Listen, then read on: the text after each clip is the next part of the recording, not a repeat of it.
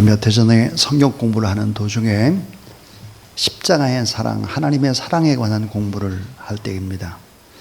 사랑이란 뭡니까? 이렇게 이제 질문을 했더니 어떤 집사님이 이렇게 대답을 했습니다. 사랑은 눈물의 씨앗입니다.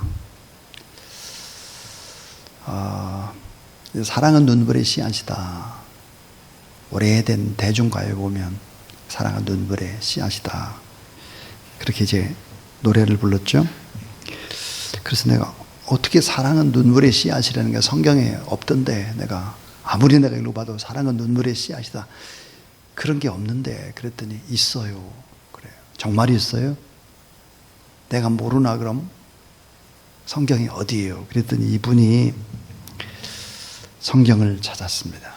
그 찾은 성경이 어디냐? 시편 126편 5절 6절이에요. 눈물을 흘리며 씨를 뿌리는 자는 기쁨으로 거두리로다. 울며 씨를 뿌리러 나가는 자는 정녕 기쁨으로 그 단을 가지고 돌아오리로다. 그랬습니다. 이 말씀을 이렇게 얘기를 하는 거예요. 눈물을 흘려서 얻은 생명의 씨앗이 사랑이라는 거예요. 그래서 참 말이 되네, 그런 생각이 들었습니다. 자, 오늘 우리 시대의 모든 문제의 핵심이 뭘까? 자, 정치, 경제, 사회, 문화, 교육, 모든 복잡한 문제의 핵심이 무엇일까? 그것은 사랑이 없는 것입니다. 사랑. 잘못된 만남, 잘못된 사랑 때문에 사람들이 잘못되어져 가고 있죠. 사랑의 문제가 오늘의 문제인 것이죠. 예수님이 가장 싫어하는 부류들이 있었습니다. 바리새인이죠. 서기관입니다. 사두개인들입니다. 제일 싫어했어요. 왜 싫어했을까요? 이들은 잘못된 사랑을 하는 사람들이었습니다. 잘못된 사랑. 잘못된 사랑을 착각하는 거죠. 자, 바리새인과 서기관과 사두개인들이 했던 사랑은 어떤 사랑이었을까요? 위선과 가식의 사랑입니다. 겉과 속, 말과 행동이 일치하지 않는 거예요. 가식적인 거예요. 또 하나는 진실이 결여된 사랑입니다. 진실. 마음이 떠난 거예요. 마음. 순수함이 빠져버린 사랑. 너무 계산적인 거예요. 순수함이 없는 사랑이에요. 그리고 헌신과 희생이 결여된 사랑입니다. 이런 사랑이 바로 거짓된 사랑이고, 이런 사랑이 잘못된 사랑이고, 이런 사랑이 사람을 망치고 사회를 망친다라고 얘기를 하고 있습니다. 그래서 마태복음 23장에 보면은 화 있을진저, 이 말이 7번 반복되고 있습니다. 화 있을진저. 왜 화가 있겠나 하는 거예요. 저는 성경을 보다가 이런 생각이 들었습니다. 그동안에 팔복이라든지 축복이라든지 이런 내용의 설교는 참 많이 했는데, 내가 화에 관한 설교를 하지 않았구나. 예수님께서 마지막에 하셨던 마태복음 23장에 화 있을진저 7가지의 화에 관한 이 설교를 해야 되겠구나, 그런 생각이 들었습니다. 그래서 이번 이제 사순절 기간에는 화 있을진저, 그래서 7가지의 화에 관한 설교를 하려고 합니다. 잘못된 사랑이라는 거예요. 잘못된 사랑이 결국은 엄청난 문제들을 일으키는 주범이다 하는 것입니다.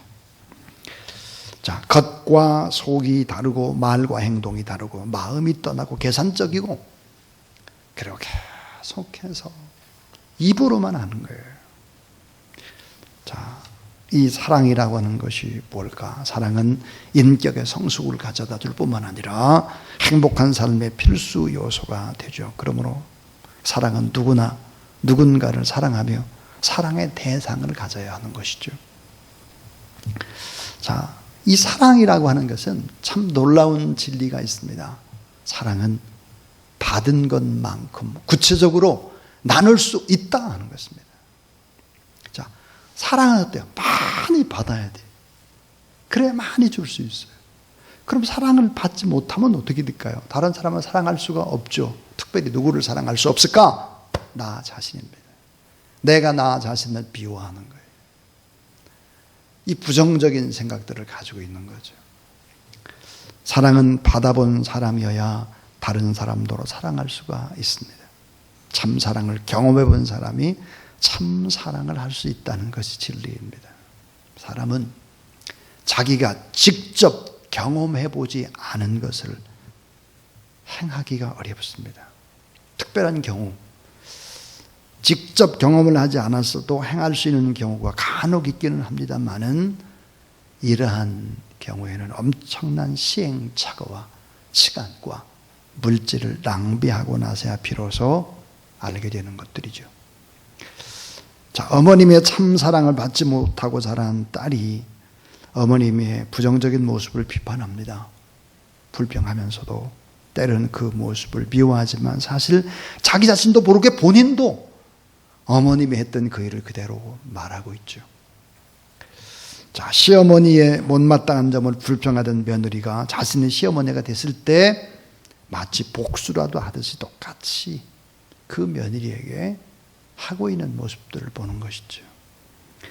이런 예들이 무엇을 의미할까요? 자신이 경험한 대로 행한다는 것이죠. 그래서 결국은 행복은 행복을 낳고 사랑은 사랑을 낳는 거예요. 불행은 또 다른 불행을 낳는 것입니다. 그래서 필요한 것이 뭘까요? 필요한 것이 바로 십자가의 사랑이라고 하는 것입니다. 인간의 사랑은 다 모자라고 부족해요. 자, 내가 어머니의 사랑을 받지 못했다. 나는 일찍 아버지가 돌아가셨다. 나는 고하다. 뭐 이런 많은 사랑에 관한 그 갈증들이 있을 수 있습니다. 그러므로 십자가의 사랑, 하나님은 사랑이신데 그 사랑에 하나님이 자기 아들을 우리에게 내어주시고 나를 사랑하셨다라는 이 사랑이 믿어지기 시작할 때 결국은 사랑을 행할 수 있는 거예요. 사랑은 받은 만큼 줄 수 있는 구체적인 나눔, 십자가의 사랑과 연결될 때 생명력이 긴 것이다 하는 것입니다. 자, 참 사랑이라고 하는 것이 무엇일까? 성경이 말하는 참 사랑은 뭘까? 오늘 이 본문 속에 몇 가지 의미를 생각해 보도록 하겠습니다. 그 첫 번째입니다. 이 사랑이라고 하는 것은 따라하세요. 헌신과 희생을 전제로 합니다. 예, 사랑은 헌신과 희생을 전제로 합니다. 하나님의 헌신, 하나님의 사랑, 예수님의 헌신, 예수님의 사랑. 참 사랑은 반드시 희생을 전제로 한다. 다시 말하면 자신을 희생하지 않는 사랑, 자신의 삶을 드리지 않는 사랑, 몸과 마음과 물질을 바치지 않는 사랑, 거짓이죠. 전부 다. 너무나 얄팍한 사랑인 것입니다. 만약 희생 없이 사랑한다면 그것은 위선이고 가식이고 가증스러운 것에 불과한 것입니다. 우리는 이것 때문에 슬퍼합니다. 우리는 사랑을 가진 진실한 한 사람을 만나면 눈물이 나는 것입니다. 자, 사랑 때문에 부모가 자식을 사랑하기 때문에 온갖 희생을 다하는 것과 같이 사랑하기 때문에 부모님은 못 먹고 못 입고 못 쓰면서까지도 자식을 위해서 희생을 하는 것이지요. 그래서 제가 우리 성도들을 만나보고 느낀 공통점이 있습니다. 그게 뭘까요? 여자들이 이렇게 모이잖아요. 여자들이 모이면 항상 하는 얘기가 자기 자녀가 최고 잘한다는 거예요. 자기 자녀가 최고 잘. 결국은 어때요? 자기 자식 자랑판이에요. 대부분 다 그래. 전부 다. 제가 보기에 뭐 이렇게 다 잘하는 것 같지도 않은데 1등이고 최고고 좋은 점만 얘기하는 거죠. 자녀의 작은 기쁨도 부모에게는 큰 기쁨이요 자랑이죠. 결국은 자식을 위해서 그 모든 것들을 바친 사람들의 고백이 우리 자녀가 최고다 하는 거예요. 자, 결혼한 부부가 행복해지는 비결, 자신을 희생할 때 가능해지는 것이죠. 근데 자신의 희생을 하지 않고 살아가면 어리석은 것이다. 오늘 본문을 보세요. 오늘 본문에 참 사랑에 관한 얘기를 합니다. 자, 마태복음 5장 40절부터 42절에 보니까 또 너를 고발하여 송사하여 속옷을 가지고자 하는 자에게 겉옷까지도 가지게 하며 또 누구든지 너로 억지로 오리를 가게 하든 또 그 사람과 심리를 동행하고 내게 구하는 자에게 주며 너에게 꾸고자 하는 자에게 거절하지 말라 그랬습니다. 속옷을 갖고자 하는 자에게 속옷만 주지 말고 겉옷도 줘라 그래서 오리를 동행하고자 하나 심리까지 가라. 그게 뭘까요? 시간과 물질 낭비고 결국은 자존심이 허락하지 않을 때까지 다 희생이 전제돼야 사랑이다 하는 것입니다. 우리 주님은 말로만 쉽게 사랑하라고 말하지 않았죠. 우리 주님은 참 사랑의 증거를 확실하게 보여주셨습니다. 그것은 바로 자기 자신 스스로가 희생의 제물이 된 것입니다. 십자가. 그 십자가가 오늘 또 우리에게 말하는 것이 뭘까요? 내가 너를 얼마나 사랑하는지 내가 아느냐. 내가 너를 이렇게 사랑한다. 내가 너의 죄를 이렇게 용서했다. 십자가를 바라보라. 참 사랑의 절정인 십자가를 보고 나를 따르라고 말씀하는 것입니다. 우리는 자녀를 너무너무 사랑합니다. 가정을 사랑하죠. 교회를 사랑합니다. 반대로 한번 생각해 보세요.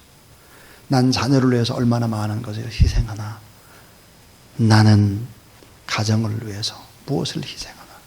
나는 교회를 위해서 무엇을 희생하나. 난 이 나라의 민족을 위해서 무엇을 희생하나. 나는 선교지를 위해서 무엇을 희생하나.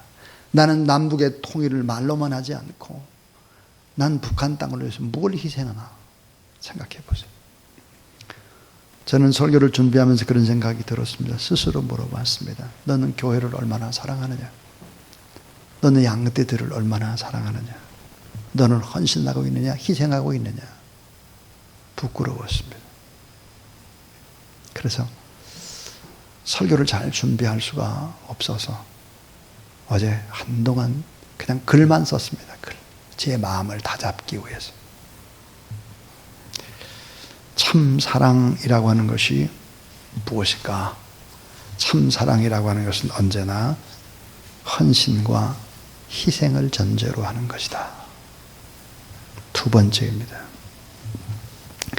이 참 사랑은 언제나 신실함과 공의를 전제로 합니다. 신실함과 공의입니다. 참 사랑의 결정적인 십자가, 예수님의 십자가의 사건은 분명 사랑의 사건입니다. 엄청난 영광의 사랑.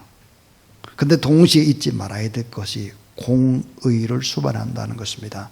참 사랑은 불의를 용납하지를 못하죠. 너무너무 사랑하기 때문에 불의한 행동에 대해서 책임을 묻게 되는 것입니다. 하나님은 신실하고 그 하나님은 변함없이고 동일하신 분이신데 결국은 거짓된 것, 그런 것들을 용납하지를 못하시는 것이죠. 단순한 동정심과 인정 정도에 불과한 것이 아니라 무한 책임의 사랑, 동시에 저 사람이 지은 죄까지도 다 내 몫이다, 내가 감당한다 라고 하는 것이죠. 자, 교회 안에서 참 사랑과 값싼 동정심 또는 참 사랑과 인간적인 정을 구별하지 못하는 경우를 종종 보게 되는 것입니다. 만약에 나의 자녀가 잘못된 길로 간다고 하면 그것을 눈으로 그냥 보고 있을 사람이 없을 것입니다. 아프더라도 매를 대는 것이죠.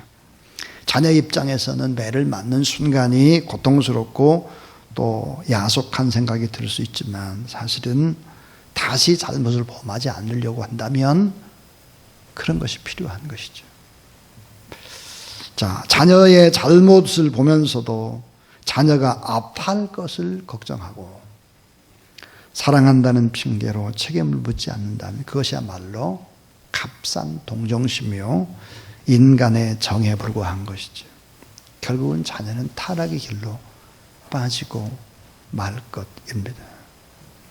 참사랑은 언제나 신실함과 공의를 동반한다.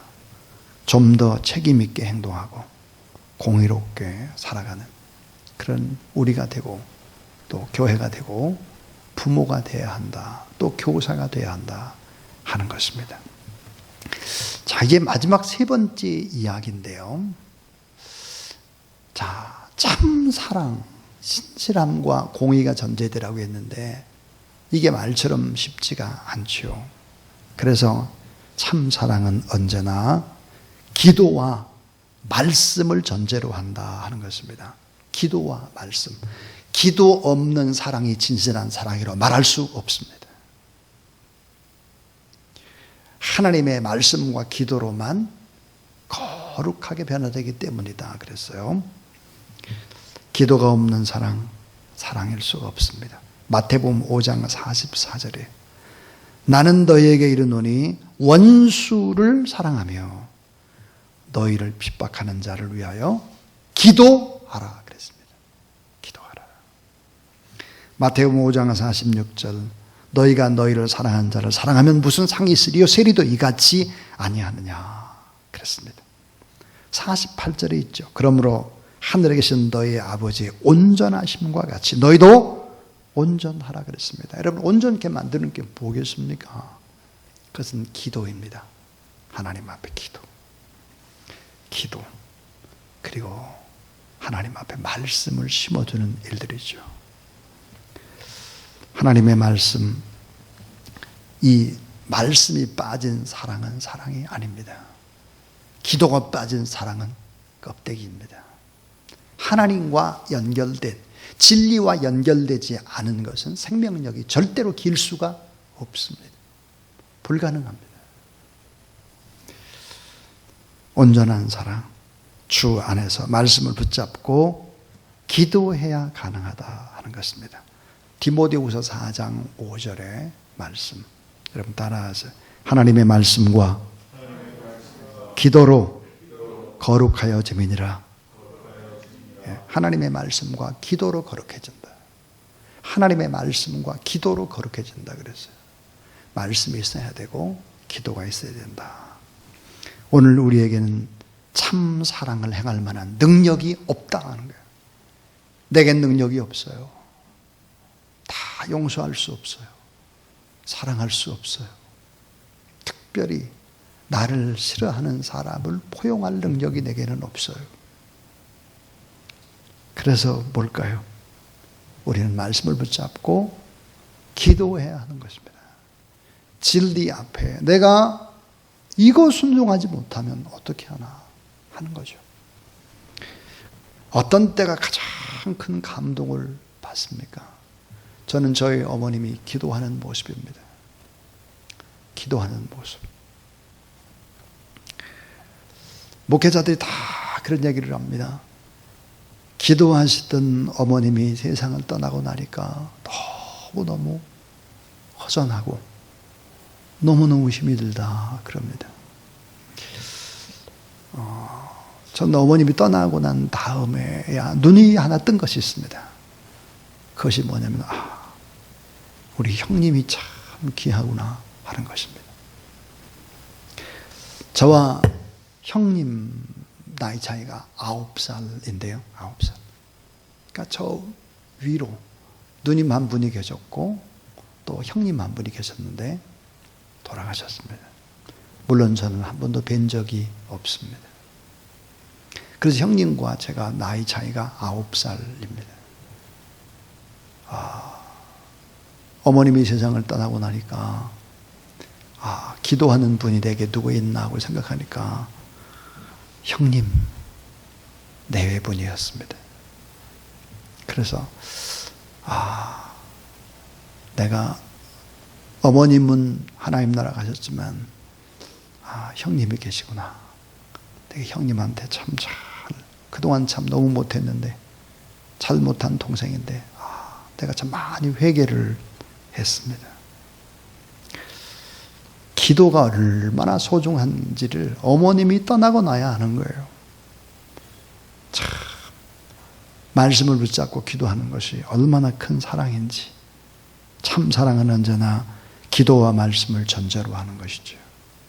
예수 그리스도가 기도하셨지 않습니까? 끝까지. 오늘 우리에게는 참 사랑을 행할 그런 능력이 없지요. 참 사랑은 희생과 헌신을 전제로 하고 신실함과 공의를 전제로 하고 하나님의 말씀과 기도를 전제로 합니다. 그렇기 때문에 우리에게 필요한 것이 뭘까요? 성령의 능력입니다.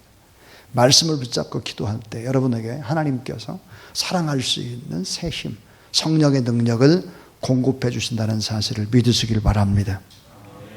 여러분, 왜 참 사랑이 그렇게 소중할까요? 사랑의 위력 때문입니다. 사랑의 위력은 뭐죠? 참 사랑의 위력은 담게 하는 능력입니다. 담습니다. 자, 이 거룩한 혁명, 조용한 혁명, 잔잔한 혁명이 뭘까? 그것은 바로 기도인데 담게 하는 것입니다. 담는 거. 참 사랑은 어떨까요? 담는 거로 떠나지 않고 드러나게 만듭니다. 드러납니다.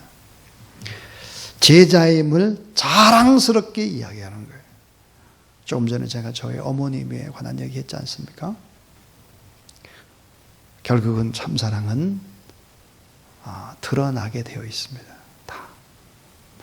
또 이 참 사랑은 바르게 변화시키는 능력이 있습니다. 우리를 바르게 변화시킵니다. 다이나마이트보다 더 폭발적인 위력, 단단한 바위덩어리 같은 사이를 폭파시키는 엄청난 힘이 바로 그런 사랑에 있는 것이죠. 참 사랑에. 결론은 이것입니다. 어떻게 참 사랑을 실천할 것인가 하는 거예요. 그 하나가 황금률을 적용하라입니다. 황금률. 그러므로 무엇인지 남에게 대접을 받고자 하는 대로 자, 너희도 남을 대접하라. 이것이 율법이요 선지자니라 그렇습니다. 잘 대접하라.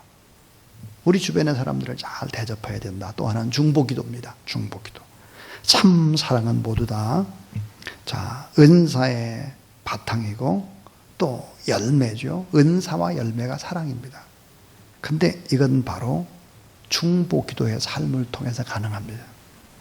또 하나는 복음을 증거하는 것입니다.